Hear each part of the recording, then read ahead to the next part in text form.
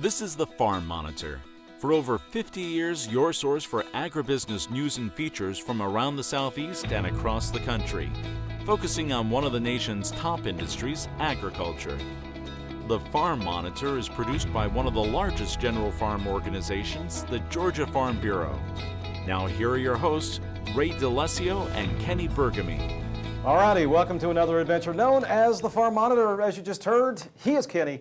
I am Ray. You got Dean working the control room. John and Damon will be along in just a few short minutes. But first, Mr. B, the rundown, if you will. I will indeed. Straight ahead, the important role the Georgia Department of Economic Development plays in making sure your goods reach other parts of the world. The topic of trade, of course, always a hot button issue. Another one, the processing of beef during a pandemic. It's got a lot of producers concerned, but it's something UGA is now addressing. We'll tell you about a new partnership that they've entered into. And speaking of UGA, might we see this current Bulldog selected as the next FFA national president? You can judge for yourself after you hear what he has to say. These stories and so much more start right now on the Farm Monitor. Every day here in Georgia, the ag industry produces products that have both domestic and international demand. But getting those products into the marketplace, especially international ones, can be difficult. That's where the International Trade Division of the Georgia Department of Economic Development comes into play.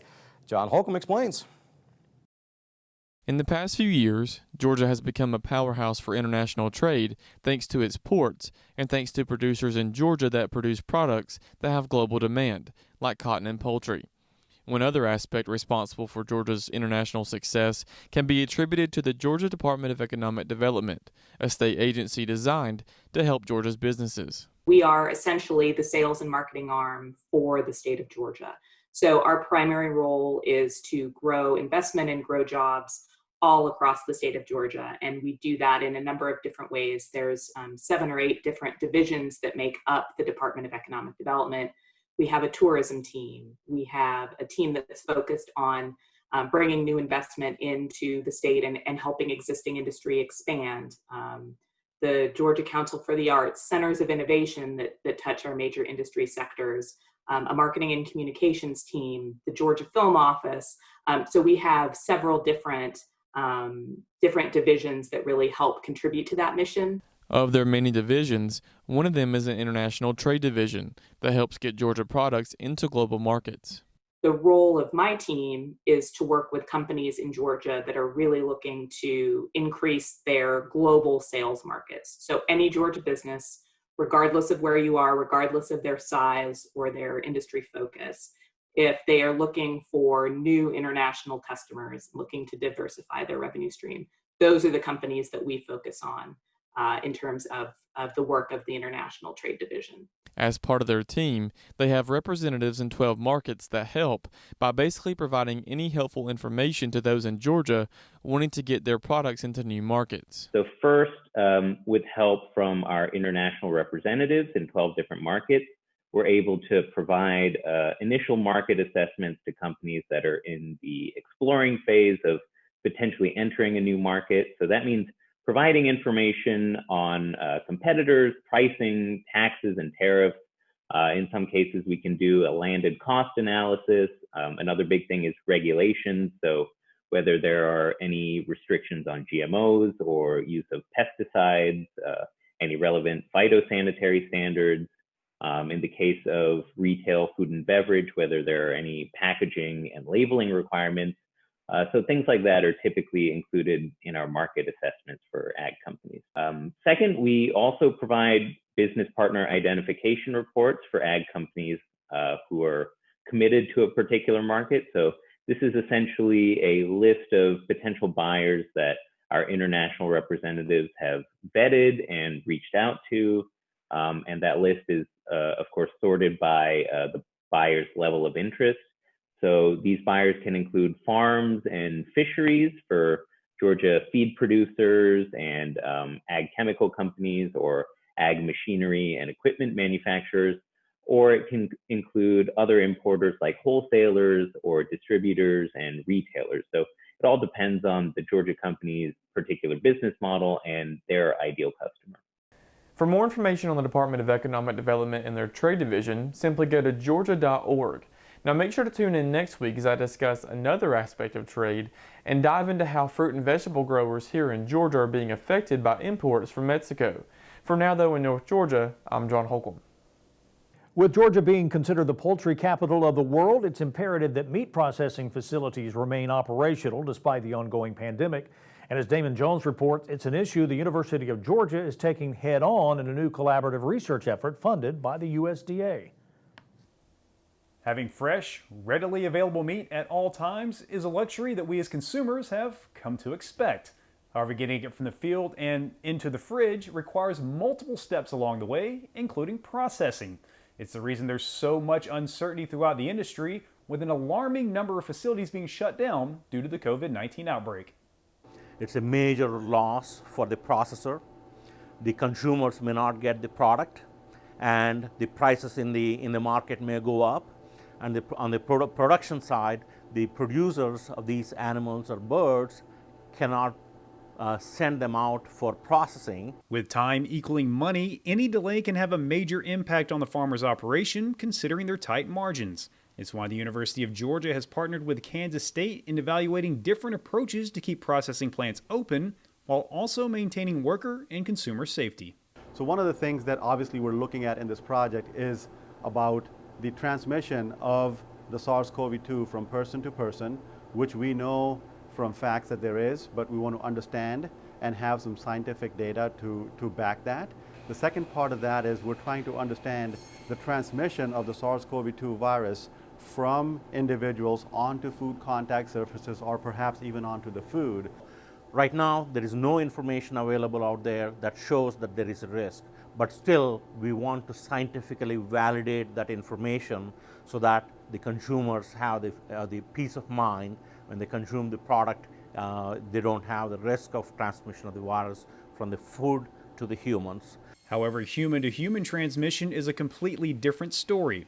With the airborne virus being so contagious and the close proximity of workers on the floor, a variety of factors must be considered when deciding on a proper course of action. Are the face masks enough? Do we need to have separators in between the personnel when they're working on a line? Because social distancing is very hard to implement in a meat processing operation. Also, are the face masks adequate enough to minimize the aerosolization or minimize the respiratory droplets being generated? As we look at transmission, we also want to be able to provide solutions.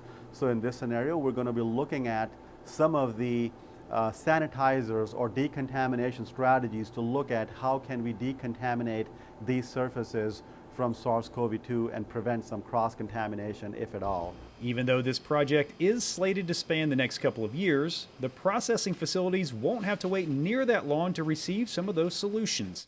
In fact, the developments will be relayed in near real time to a board consisting of scientists, producers, and industry leaders.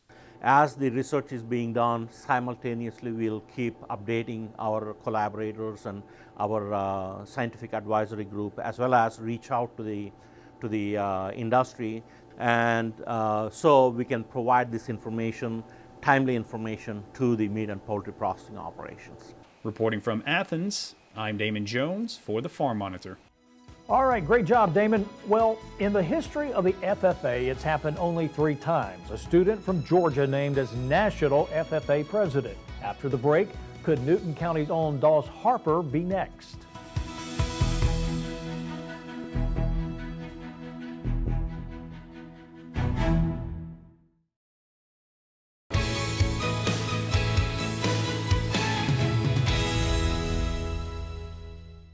In March, when the world seemed to stop because of COVID-19, agriculture held its course as farmers worked to get their crops in the ground or take care of what was already sprouting. And right there beside them, UGA Extension, helping farmers by getting any answers they needed and conducting research that will help farmers in future seasons. One of those extension agents is John McLemore in Coffee County. Our job is to provide unbiased research-based findings on what we do.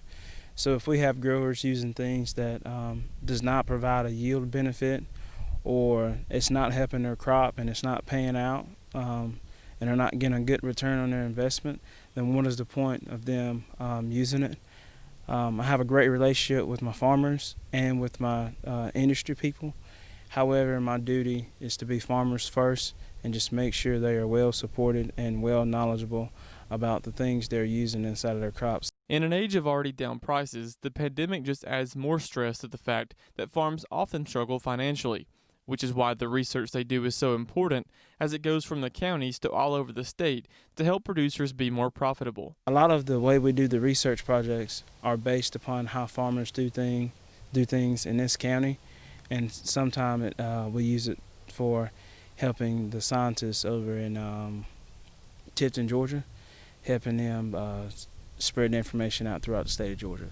But fieldwork isn't the only thing they do. Extension also has an educational component in which they hold meetings and learning sessions, and thanks to technology, we're able to keep doing them.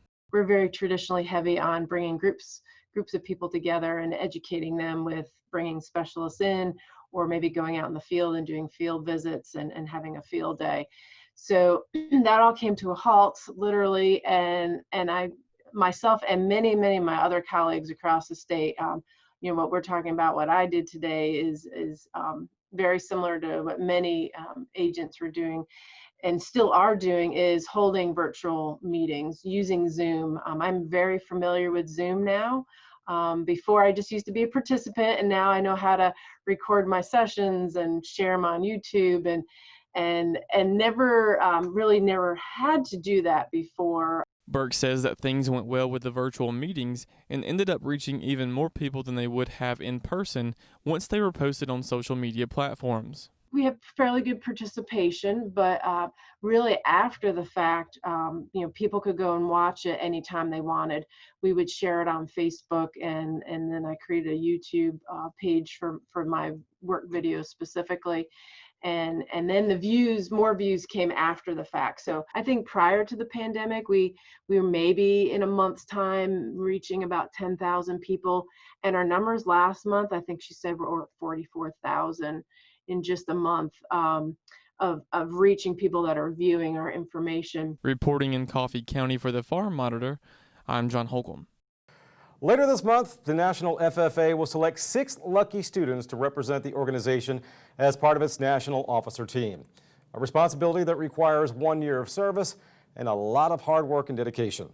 Newton County's Doss Harper is up for the challenge. In fact, the current UGA junior has been prepping for months in hopes of hearing his name called. And given his attitude, his grit, and one heck of a prep team, I'd say he's got a really good chance of seeing his dream come true.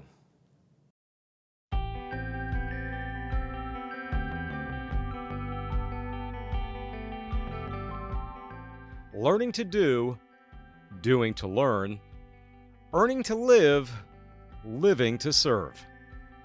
The FFA motto in 12 words Doss Harper exemplifies. He's a born leader, a term that is often overused. But in Doss's case, you can both see it and hear it when he speaks. In fact, his ability to lead is based off science. My personality is one that is essentially based on working as hard as I can in order to make other people proud of me, to achieve success in order to make a positive difference in somebody else's life. So my greatest motivation is the responsibility I have to make a difference in other people's lives, and then also just that opportunity to make a measurable positive difference in any of my relationships that I have. And so throughout this entire process, I've leaned on those 3 things the most. Doss is a great young man, for one, just character-wise, as good a young person as I've ever worked with, and he's real involved here at the University of Georgia. In addition to FFA, he's involved in ROTC, so he knows that he's going into the military when he finishes college, and is very convicted with that. And so his idea of service and commitment to serving other people and doing something just because it's the right thing to do is one of my favorite things about Doss. He's a hard-working young man. He's very diligent, great character, very bright, easy to get along with. I don't know people that don't know Doss, just great personality. But his commitment to doing for others and doing what's right is probably what makes him the most special. And if those traits and characteristics sound familiar, they should. Guiding Doss every step of the way is former Georgia State FFA and National President Andy Paul. Andy, now the Leadership Program Specialist for Georgia FFA, knows firsthand just how intense officer candidate training can be. But back in 2014, when he went through it, there was no pandemic. nor was there such a thing as Zoom conferencing. Nowadays, it's the norm. And sadly for the students vying for one of the 6 national spots, it's also how they will conduct their interviews with the selection committee. It's also how they will learn whether or not they made the cut. I think part of it is realizing that there is a greater plan at work in all of this, and knowing that, as you're running and as you are sharing your heart, knowing that the correct people are going to be chosen for that team. I believe that Doss could be one of those correct people. I'm not on the committee, so I don't get to make that decision, unfortunately. But knowing that over the next year of his life, something big is going to happen. And while we are praying that that is national office and that he gets to go impact students for a year, I'm confident in knowing that he'll get to do something big over the next year, either in the jacket or out of it. Georgia FFA is comprised of over 73,000 Georgia FFA members, and just the honor to represent this great state, I would be hard pressed to say that I feel like I'm qualified to do that, but I would almost with 100% certainty say that since I got that honor, I'm going to give 100% of everything I have and lay it on the line to represent this state, because the experience I've had in Georgia FFA has been a surreal one. And just getting the opportunity to travel the state, getting to meet all the great members that I got to meet during my state officer year, really put a passion in my heart to get to do that on a national level. And so to be able to do that on a national level would be surreal. It'd be something that I have in my dreams right now, but hopefully in a couple weeks it'll become a reality and I'll get to do that across the country. Great young man, isn't he? Well, up next, got an ant problem? If so, there is one ant in particular you need to be on the lookout for. That's coming up next, right after the break.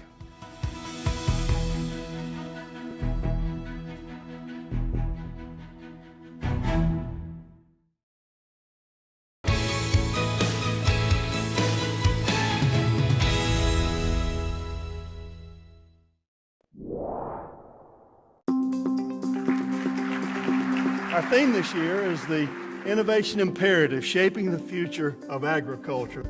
This is the story of the last 90 years of U.S. agriculture. It's producing more with fewer inputs.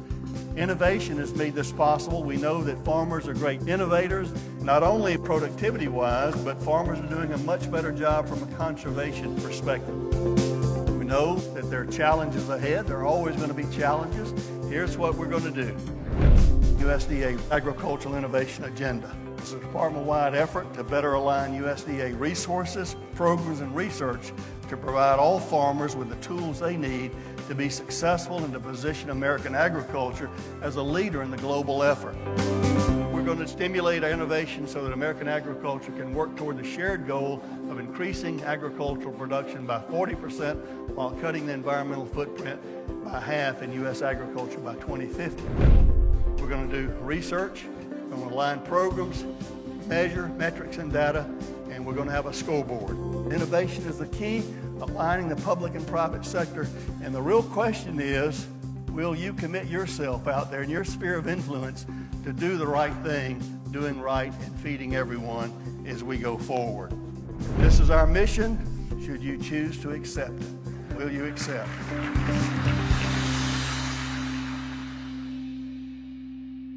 All right, true story. I was out working in the yard recently, stumbled across something very disturbing.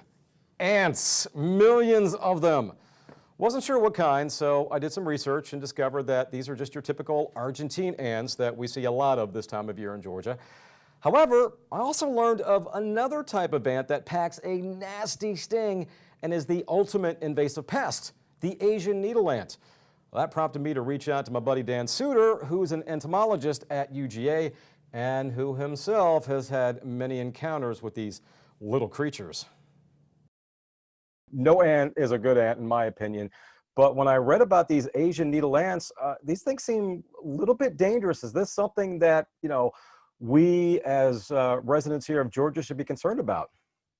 Well, if you're working in your garden, some of your viewers have probably engaged this ant already. So this ant goes way back. This is not a native species. It was first found in Georgia, actually in Decatur in the 1930s. So it's been around a long, long time. It has spread throughout a lot of the southeastern U.S. and is also in most of Georgia now. So it's, but it has, over the past probably 5 to 7 years, the numbers have just exploded in the state. And it stings. The thing about this ant, the colonies are not very big. There's only maybe 500 ants in a colony. But the thing about this ant is that it'll sting you. When they sting you, they inject a venom. So their sting is actually they are termite specialists. They actually prefer to feed on termites. So to immobilize a termite, they sting the termite multiple times, immobilizes the termite, and they're able to consume it. But when you get one between your skin, you know, under your shirt, or when you're in the garden somewhere, I've been stung by them at my house here in Griffin, where I'll pick up a bale of pine straw that I'm gonna it's been laying on the ground, and there'll be some Asian needle ants underneath it, and just for no good reason they'll sting you. Okay. And it hurts. And there's the odd thing about this sting is that as for me, for instance, it goes away and it comes back with the same pain more than an hour later. Oh, wow. There have been cases where people have been stung by this thing and the pain will come back 10 days later. Wow. In the same spot. So it's a bizarre type sting. How do you identify them, Dan, say from a regular, because again, the video that I sent you, you said, no, those are just regular, you know, your Argentine ants. Argentine ants. How do you identify the Asian ant from the Argentine ants? So the Asian needle ant is about 3/16, 7-inch long. It's black. And the defining characteristic of this thing, if you're not an ant specialist and you don't know how to identify ants, is that they don't trail. So the way they forage, the way most ants forage, is you'll see these trails, right? And when you see a trail of ants, those ants are actually laying down a trail pheromone that tell other ants, follow this chemical trail because there's food at the end of it. And so when you see that trail of Argentine ants, for instance, in the summertime on your tree outside. Or on my deck, in my case. That's right. Or in your mulch, or coming into the kitchen looking for a drink of something. They're laying down a trail pheromone. This Asian needle ant does not do that. They just kind of randomly forage throughout their foraging territory. And one, I think this is interesting biologically, they will pick up one of their nest mates. And their nest mates will go into a C shape, almost in a fetal position, and their nest mate will pick it up and they will walk around looking for food. If they find food, the one that's carrying the other one will put the other one down. They both start feeding on the food and they take it back to the nest. That's teamwork, man. That's what I'm talking about right there. It's really odd behavior. It's pretty interesting to see. So final question for you, Dan. I mean, if one of our viewers, because a lot of time people are out there, they're planting now, they're working in the garden. That's the good thing about Georgia. Right. You can work in your garden up until December or January sometimes. What's the best course of action? Are we talking something that you can go to your, local box store to get, or is it better to call a professional exterminator for these? Yeah, get it identified first. Go to your county agent and get it identified. Make sure it's an Asian needle ant, of course. And then I've had a graduate student working on bait acceptance with the Asian needle ant right now, and she's found a couple decent baits that are available. They're actually available over the counter at a do-it-yourself place. They're not available at a box store, but one of the baits is called Advion IG. It's insect granule. It's a bait. Another one is called Advanced Granule, and the Asian needle ants pick those up quite readily. And that really is the best way to control these ants is with a bait. If you can actually probably kill them with hot water if you can find the colony. So they tend to nest under rocks and things like that. So if you can pick up a rock and find that small group of ants that's nesting underneath that rock, you could treat them with a little liquid pesticide or hot water or anything like that, and that would probably do the colony in. So no big mound like the red ants. They typically nest underneath rocks. Okay. You're not going to see that classic mound that a fire ant builds. It's just going to be you're going to see these little ants kind of moving around on the surface somewhere, just kind of randomly looking about for food, and you pick one up, it might sting you. Dan, thanks so much, and thank you for making the show possible. Take care, everybody. We'll see you next week right here on the Farm Monitor. Have a great week. Stay safe.